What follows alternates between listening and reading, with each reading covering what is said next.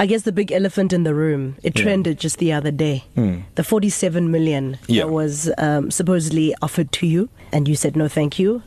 You owe me a lot more than that. A lot of people on Twitter were saying, why didn't you take the money? Why did you turn it down? The Please Call Me movement is continuing its protest outside Voda World in Midrand, Johannesburg, in its support for Please Call Me inventor Nkosana Makate. Vodacom will appeal the ruling made against them that they should pay Makate more than the 47 million rand they'd initially offered. So many burning questions. So little time. I'm Carol Ofori, and this is the Carol Ofori podcast, where we answer all the questions that keep going around in circles in your head. And this time, we're asking Please Call Me inventor Nkosana Makate why he didn't take the 47 million rand offer from Vodacom. So Kenneth Nkosana Makate developed the concept behind the Please Call Me service back in 2000 while he was working as a trainee accountant at Vodacom. But that was only the start of decades of a long battle to be compensated for his idea. Now the case eventually landed up in the Constitutional Court, which in 2016 found in Makate's favour and ordered Vodacom to negotiate a reasonable compensation with him. Now Vodacom has offered Makate 47 million rand, but he says he's owed 5% of the revenue generated off the back of this invention, which he puts at around 9 billion rand. So last year, the Pretoria High Court found the amount Vodacom had proposed indeed wasn't fair and sent the matter back to Vodacom, who are now appealing the decision. And that is where we are today, and I'm so happy to have him in studio on the Carol Ofori podcast to talk about this long battle, your resilience, your steadfastness, and all of that. Of course, Nkosana Makate is now a senior business development manager at the South African Local Government Association, and he's sitting with me now in studio. Welcome to the podcast. Thanks, Carol. So, Nkosana, everyone is so curious about your story, how it all began. I mean, how did you even come up with the concept of Please Call Me? That was quite an invention. Yeah, well, I was in a long-term relationship, with my current wife. She was at Fort Hare, I was here working for Vodacom. And I struggled with relationship issues, with regard to being a person who's always making calls, simply because I'm in an advantageous position of making those calls. And I wanted her to be able to at least, initiate a call. Yeah. And she was stuck with the phone that I had given her, an Ericsson, quite a big Ericsson phone. Yeah. It would kill you, actually, if somebody were to hit you with it on the head. Those were the struggles. And it then dawned on me that, there are so many people who are actually in the very same situation as I was. That was like friends, uncles, parents, mothers. Yeah. And that was, the market that we then spoke about in Please Call Me. Yeah. Yeah. So when you proposed the idea all those years back, did you think you'd be where you are today in court battling? And no, here you are. No, certainly not. This was really never anticipated or written. If I knew, I don't know what I would have decided. But here I am. But I never knew. Vodacom was a family. Remained a family to me. My first formal work, employment, I worked at my father's shops and uncle's shops. Before that, it was informal. But this was my first formal employment. That was a home and a place that I felt love. Yeah. So I never really anticipated all these things. Yeah. When did you see that this is going to be a long journey? When did that dawn on you that, this is going to be a fight? I think, funny enough, with the journey for me, it has been an unfolding thing. It's never... I think the long part of it became quite clear after the Constitutional Court when we were in negotiations and there were like battles. But prior to that, I had never litigated. I had never been in court before. I don't even know how these things work. Yeah. I'm better informed now, of course. Yeah. And I would advise, I think, with authority in these kind of matters. I thought, it was ending all the time. I thought, no, this would end. After the High Court, I thought it would end. Yeah. Then, you go to the SCA, you go to the CC, and then you go to negotiations. But I think I was now better informed when we were going for review of the CEO's decision that, I'm schooled in this now. It does take a bit of time. Yeah. And one needs to exercise patience. Yeah. But before that, no. I thought it's ending now. Yes. It's around the corner. Yeah. But no. How many years has it been now in total? I think I've been in course now for, over 12, 15, almost 15, I think, in course, yeah. That's a long time to be in court. Yes. I had a litigation issue with a neighbor who was throwing rotten food over into my yard. Okay? Yeah. And that took 3 weeks. And I was exhausted. Yeah. Is it? I hated the process of being in court. I hated the smell of court. I hated the formalities. I just hated it. Yeah. Now, I cannot imagine what it's been like 12 to 15 years battling in court. What has this journey been like for you? No, I mean, it's been tough. I cannot lie about that. I mean, it's been tough. It's been strenuous. Yeah. But I mean, we've soldiered on. We are still going on. I mean, I've made sure that, other aspects of my life are still continuing. And it's not only this that I'm doing. So yeah, but I mean, it's been tough. It's been hectic. Yeah. Yeah. You mentioned we are going strong. Are you referring to your legal team? Legal team, family, Yeah. The legal team, we are strong. Yeah. We'll take this to its logical conclusion. I mean, that's our plan. Right. We are in front of the SCA now, and we're hoping, I mean, given the attitude that we got when we got there, of the justices, is that they also want this to end. I think it's tiring. How many years? Not only me, but also Yeah. other people in South Africa, Right. including the judicial, system in the country. Yeah. Right. So I want to chat a bit about, we are doing this podcast today from our Jacaranda studios in Johannesburg, right? And you had to pass the Vodacom building to come here. Yeah. Was it uncomfortable? When you see the Vodacom signs, do you get angry? You're like, this brand. Actually, I mean, driving through now, as the location things had turned right into Vodacom Boulevard. Yeah. I mean, it was quite surreal. Because the last time that I was actually here, it's like a long time ago. Right. I left Vodacom in 2003, I think. Yeah. But I think I've been at Vodaworld a couple of times, but it's been quite a while. I think it's over 10 years since I actually drove that road. So it's. Yeah. And what are your... It brought memories. Yeah. What emotions did it bring? Was it anger? Was it... nostalgia? Was it annoyance? Like when you... No, I think it's mostly nostalgia. I mean, I looked at the office park actually, and it looks like things have remained the same. It's where I worked. I mean, Nostalgic. it's quite a nostalgic moment, because I used to be in those floors. Yeah. Yeah. When you look back at that day when you went and said, hold on, guys, that's my concept. Do you have a particular person? In life, you'll have like, oh, Mara, John did me wrong. Yes, John did me wrong. John did me wrong. Do you have a person that you're like, that person actually did me wrong? We could have solved this so much better. The problem I think that I had was that it was the ultimate boss, really. I mean, that seemed to have made a call and decided how things will pan out. So I cannot blame, the people that I presented to. I cannot blame, Lazarus Mchenje, for instance, who referred me and assisted me to get to Philip Geisler, who was the head of product development at the time, a director. Those people, there's no issues. I don't have issues. But I think it was ultimately right at the highest level. So I think, one was powerless. I could not have done it anyhow. And I have no grudges, against those people. Some have left. Like the CEO, Mr. Craig, has left Vodacom a while ago as well. So, but I don't have grudges against people. Per se. Yeah. I guess, we went to court and issues were put on the table. There was ultimately an acknowledgement and under cross-examination. So that for me, that ship has sailed.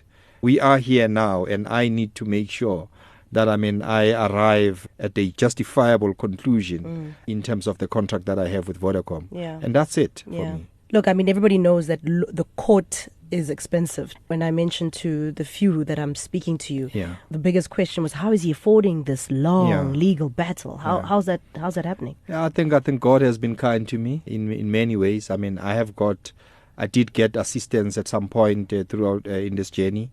Some of it fell away. Some of it was not as genuine as it should be. Yeah. But I've been blessed to have a legal team. That has also been willing to work on this, almost like as a passion that they are pursuing, to see justice at the end.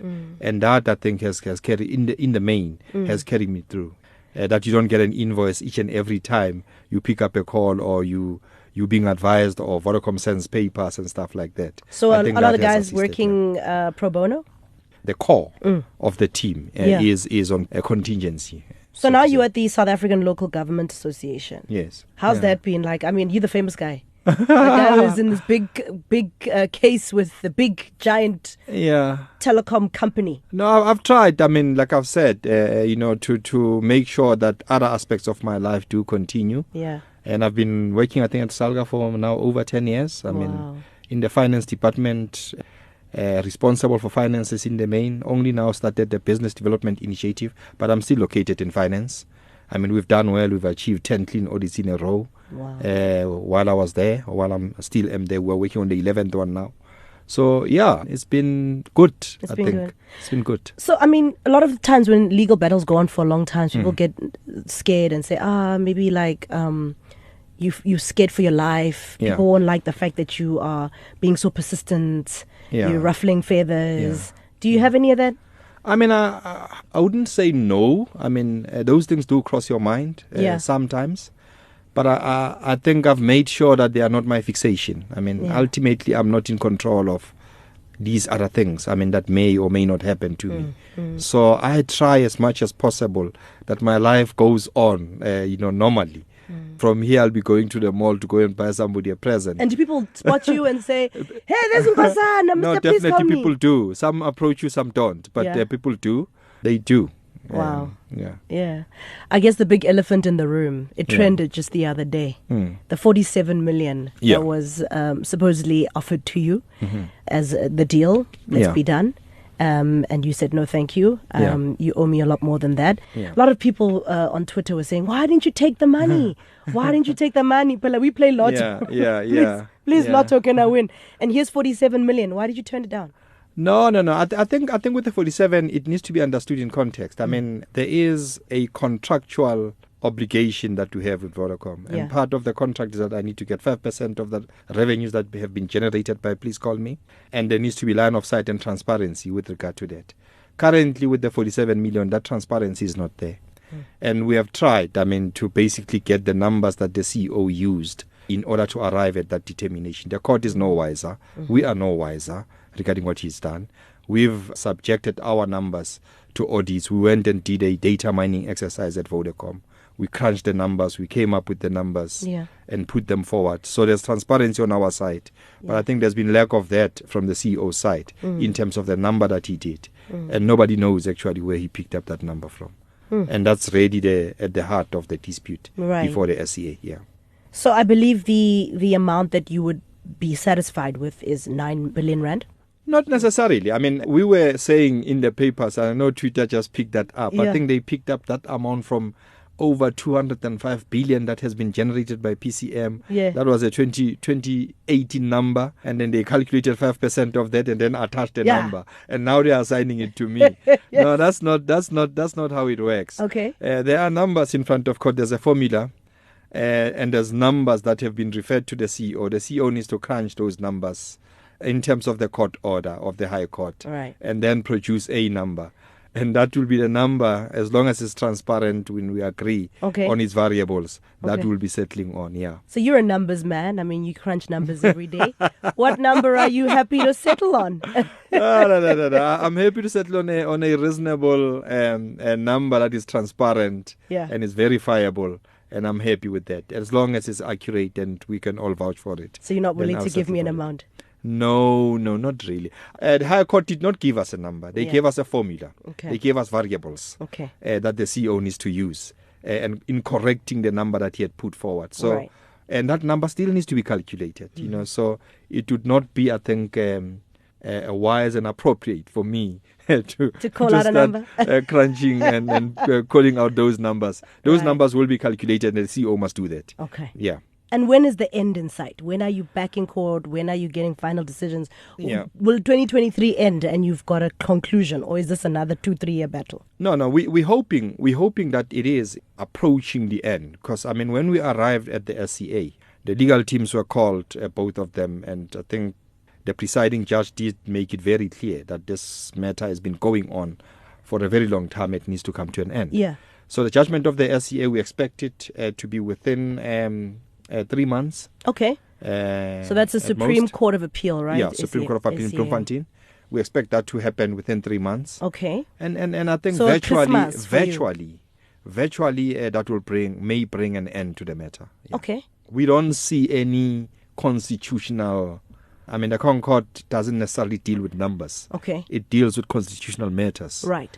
So yeah, we see this as edging closer towards the end. So, I mean, I dream about money I don't have all the time, okay? I'm like, I play the lotto, I'm already there on a yacht, I'm there buying my new car, I'm there in the shops buying clothes. Yeah. Do you have major plans for when you do get your payout? I mean, plans will always be there. Plans will always be there. But, I mean, my attitude is really taking day by day, I mean, taking things as they come. I live here in the now, I try not to do what you do. What is that? like thinking about, the all yacht, these other things, the yacht and whatever, the shampopo and stuff like that. No, I try not to do that. Yeah. I think I've trained myself well over these years. Yeah. I mean, you could easily fall into that. Yeah. And I think it tends to create problems, for people. Or in the kind of battle that I'm pursuing. Yeah. It could create, unnecessary tension. Yeah. Yeah. Let's move into the motivational side of this, because I think Yeah. a lot of people can learn from you in how, first of all, a lot of people would say, oh, taking on a giant like that, you are really brave. This is not going to end well for you. These giants have lots of money and strong lawyers and can throw money at everything. What do you say to the people, the naysayers that, said that in the beginning, and here you're still fighting? Yeah. But I think we have in this journey really proved that nothing is really impossible. You can actually take on a giant as long as you have a case and you believe in your cause. As long as for me, it's really stemmed from injustice. I felt, when the CEO told me then, as a young 24-year-old, or told somebody to tell me that I'll never get a cent out of this. I'm greedy and I'll never get a cent out of this based on the proposal that I had put forward. I felt that young man was really wronged. And from then on, I knew that it didn't matter what they put in front of me. I will pursue this and I'll bring it to justice. It may take time. I understood somewhat that it may take time. I was advised and told, other lawyers came and left, ran away because the task was just too big. Right. But I kept on moving, And I think if you continue moving, solutions do come along the way. Just persist and be there, and make sure that you believe in the fight that you are pursuing. Because if you don't have that belief, then it's almost impossible for you to execute and stay on in this kind of fight. Yeah. Yeah. What are your biggest lessons from this journey? I think you obviously, there were errors in the beginning. Yeah. You need to consult lawyers probably, do a properly crafted agreement. Yeah. Get them to sign, don't disclose after, do not only rely on trust. I was there as a young 18-year-old. That was like a family for me, away from my biological family. Right. So that was my family. It was people that I really grew, seeing, idolizing, and learning a lot from. And for me, I never anticipated that these kind of things will actually happen. I thought actually, I was in Nirvana already. I thought this will blow up. Yes. And I was going to be like in the yacht that you are talking about. Living your best life. I thought in it was the yacht. simple. It would be simple. But obviously, as we see in life, other things tend to chip in. Yeah. Sure. And other things certainly did chip in. Yeah. What has been your foundation? Because I know that a fight like this would have highs and lows and highs and lows. What has kept you together? What has kept you there? Yeah, I think family. Yeah. I'm also raised Christian. I may not be going to church as often as my grandmother would love to. But that has kept me going. Friends, and just probably my just demeanor. And orientation and nature. I've never been a person who doesn't recover from setbacks, no matter how small they were. I've always been a person who retreats and always hope for a better day. Yeah.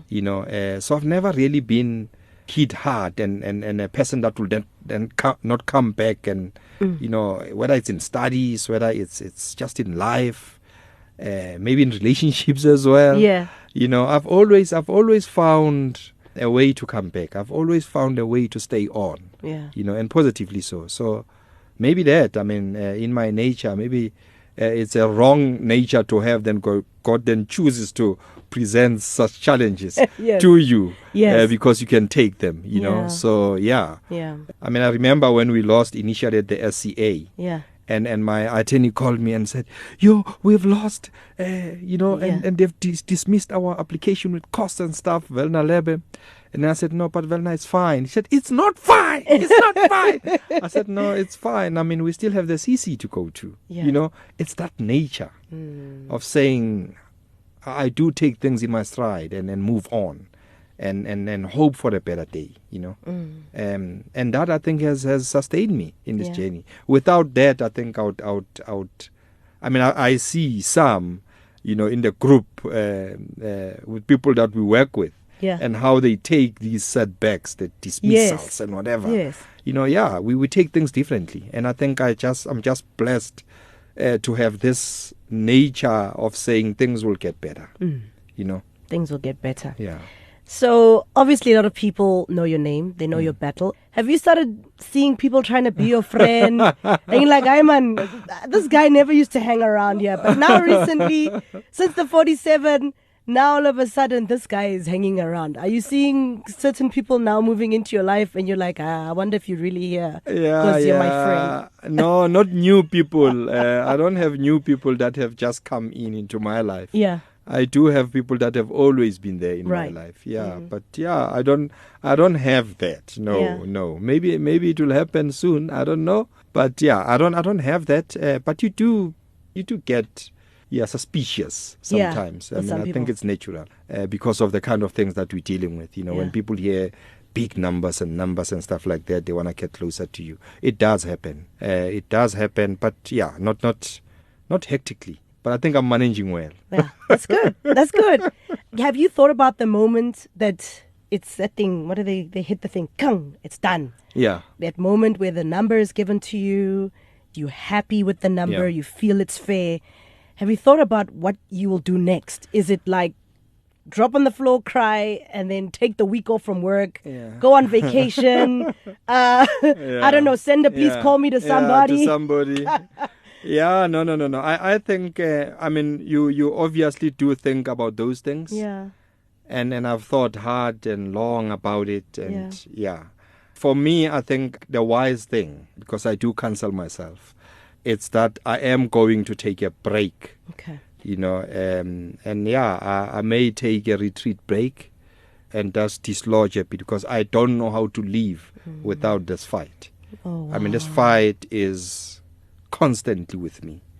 You know, it's something that a day does not pass with you thinking about it. So I've lived this battle, I mean, for half of my life now. Wow. So yeah, I don't know how to live without it. Yeah. So I'll need to relearn how to live without this fight. So yeah, but yeah, I will probably dislodge a bit. Yeah. And take a year or two break. Maybe go and meditate. Sure. I like that. Try to do that. Try to do on some jaunt in India or something like that. Yeah. But yeah, I like to travel as well. I'll probably take a break and do that. You know, and just travel. I am traveling now, but I'll probably do that, intentionally do it.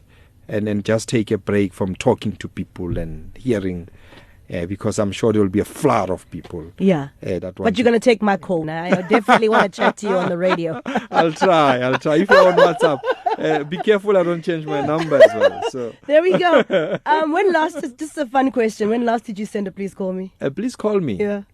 I do get one from my gran in Heilbron. Oh, sweet. Quite often. And what does it feel like when you get that? Because it's your concept. No, I have to return it. I mean, of course, you Yeah. know. And I mean, it's a sense of pride. I mean, it's for me, I've always returned, please call me. It's one thing that I don't I'm like, no, I return. I always return. Yeah. I guess for obvious reasons, I'm biased towards it. Yeah. But I also know that it comes from a point of need. And, it's a person that will probably really in a desperate situation. Right. My wife used to send me, please call me, when she was in varsity. Yes. She immediately stopped after getting paychecks, So yeah.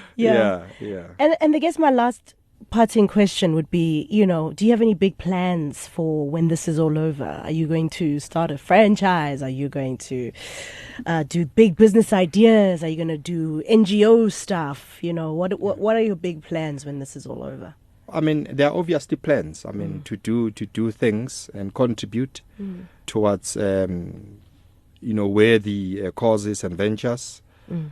I certainly do not want to see doors of courts. Yes. Again. Yeah. But I think that retreat period that I'm talking about will crystallize a lot of things. I mean, there are ideas, that one has, but they are not really, put in serious motion. But there are plans, and those, will outline at some point. I must still write a book. I'm keeping some notes now. I'm trying to go back because that's how long the journey has been.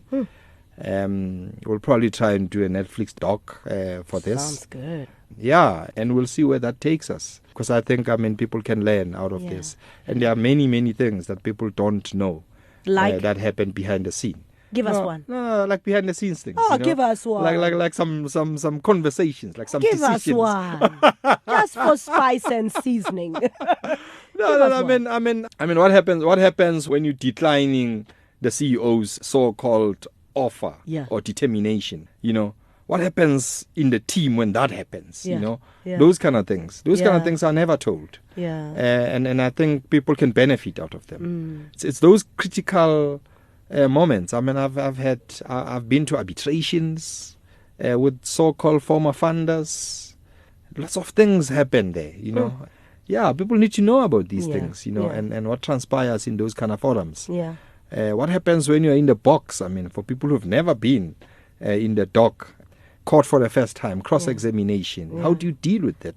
What happens? It's all these things that people don't know. It's more the behind-the-scenes things, the things that really matter, that actually result in decisions that are made, and that bring us where we are. What happened at the SEA? Critical decisions had to be made there about certain things that were put in front of us.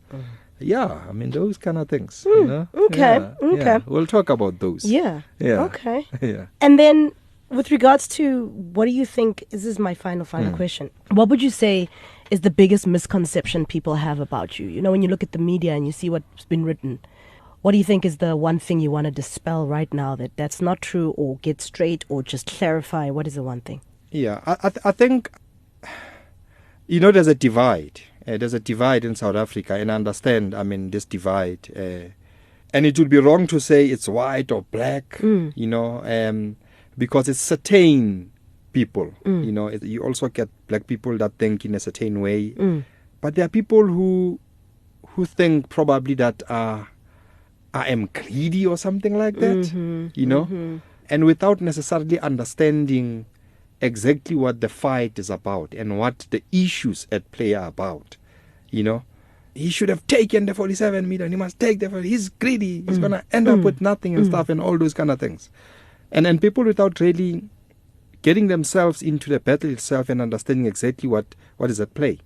And I would advise, for those people to go and read the court papers, and people tend to comment, and I don't read much of it anyway, because my survival technique is never to get fixated and reading into what people really say out there. But you do get sometimes, certain comments and attitudes, and people saying, he's greedy and whatever, he was only an employee and stuff and all those kind of things and stuff like that. Yeah, but they don't understand the battle. They don't understand the issues at play. And I'm certainly not a greedy person. Not at all.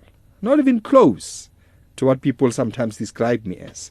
And it's certain people, it's not all people. I think the majority of people do support me and do support the cause that I'm pushing and see a value in it, I mean, for greater South Africans. And I think we are at the point where we do need entrepreneurs in South Africa.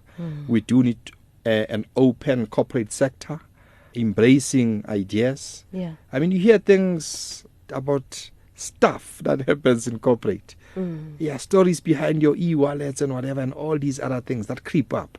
You know, it's things like that I think perpetuate a position where South Africa finds itself in, the most unequal country in the world. Yeah. I mean, let's for a moment pause and think about Nkosana becomes successful, and in 2001 this gets embraced. He becomes a multi-billionaire, whatever. What then would then have happened in terms of the role that he plays, where he comes from, the people that he uplifts? Because his networks are different. They are not Rupert's networks. They are not Ackerman's networks. Yeah. They are different networks. Right. And they are different people. And the kind of encouragement also that the young people who also then are able to say, look at this, learn from it. I can actually think about my own situation, my own environment, present this, make a kidding out of it, becomes very successful, and becomes one of the most successful verses in the world. And that's what PCM has actually become. I mean, we're talking, 1 billion messages for Vodacom on a monthly basis. We're talking about 19 countries in which it has been exported. Sure. We're talking, over 40 million messages a day on Vodacom alone. Then you go to the other networks as well. So this is a very successful product. And people should not look past that. Unlocked 40% of the prepaid base that was not being utilized at all. And those numbers kept on being deleted on the Vodacom network. And suddenly comes Nkosana and says, that is a wrong way. Let's take this way. These people must be alive. They need to communicate. You don't necessarily need to get money from them directly, but you're going to get it from their friends and family and whatever who happen to be in a better position to do that. And then you create this whole new business model out of that. And it's those things that we need to talk about. Yeah. We need to talk about the successes of Please Call Me and what it has brought for Vodacom and the industry. Not these things, hey, Nkosana, an employee, he is greedy and whatever and stuff and all those. Let's look at the success of Please Call Me. And then let's encourage young people to also have that worldview, to also introspect and look at their circumstances in a very similar fashion and open up corporate sector to stop this thing. That things are just going to be taken and those rich will get richer and richer, because it's actually the quagmire that South Africa finds itself in today. That actually we cannot expand and create an ecosystem of ideas generation. I mean, your Facebooks are mere ideas of Harvard boys who are at school. Look at where it is today. WhatsApp is similar. Silicon Valley is an industry developed based on ideas. South Africa does not get there because there is this thing that we have, that those ideas, raw ideas, and that's where they're going to come from. They're going to come as raw from your townships, from people that are really struggling, because that's what innovation does, and needs breeds innovation. So those people are going to come with innovative solutions. But what then happens? They need to belong to others. And those others happen to be already entrenched. What then happens? They get entrenched more. And that's why we find ourselves in this situation. Let's encourage young people to be innovative. Let corporate sector embrace these people and deal with them fairly. Deal with them fairly. There's absolutely nothing wrong in revenue sharing with people. I mean, in this instance alone, we're talking 95% Vodacom, 5% Nkosana. What's wrong with that? On billions that they would never have generated. What is the problem with that model? And if we encourage young people to get into that space and corporate sector to also embrace it, I don't know where this country will be, because we are one of the most innovative countries in the world. There's so many things that have come out of this country. Many things. And we are stalling that because of this arrangement, this greed that is happening. And then we are misassigning this greed because some young man who unfortunately had a brilliant concept. You know, he had a brilliant concept. Put him in another country, put him in Silicon Valley, totally different story. He's a captain of industry if you put him there. Right. And that's the problem that we are having in South Africa. And we need to resolve that. Until we resolve those kind of things, we are going absolutely nowhere as a country. Let's not do it through courts. Let's do it based on Ubuntu. And as we say that we live with this constitution, which is its foundation is Ubuntu. Yeah. But when we come in corporate circles, in corporate rooms, that we throw out of the window and then we implement other things. Yeah. You know, Yeah. let's not do that, South Africans. We don't have to do that. Corporate sector must also not do that. Don't eat your young, because that's what is happening here. And then we're going to be blamed for all sorts of things. Yo, Nkosana, we've really had a great conversation. I've learned so much from you, and I wish you all the best in the next 3 months. Thank you. That everything goes as planned, and I look forward to seeing the footage of you celebrating in court. And then, of course, expect our call. Yes, so we can find out how you're feeling. No, definitely. But once again, thank you so much, and for your resilience and for standing, in this fight for so long and showing others that when you believe in something, just keep fighting. No, keep fighting. And I think, given the justices at the SCA, the attitude and the posture is that we need to bring this thing to an end. Yeah. So, and I hope the judgment that we'll get will do exactly that. There we go. Yeah. Yep, the creator of Please Call Me, Kenneth Nkosana Makate, with us on the Carol Ofori podcast. Thank you so much for making your time, for going through the experience of driving past Vodacom and coming here to our Jacaranda studios and giving me a great conversation. Thank you very much. Appreciate you. No, thank you. Thank you very much. I'm going through again. I'll pass Vodacom again. All the best. And remember. Thank you. Thank you. And now we know. If you enjoyed my podcast, please follow or subscribe to it via ecr.co.za under podcasts. And then you'll get alerts about new episodes. And please don't keep the Carol Ofori podcast to yourself. Let's make the circle bigger. You can also email your big questions to my producer, Rory, at ecr.co.za.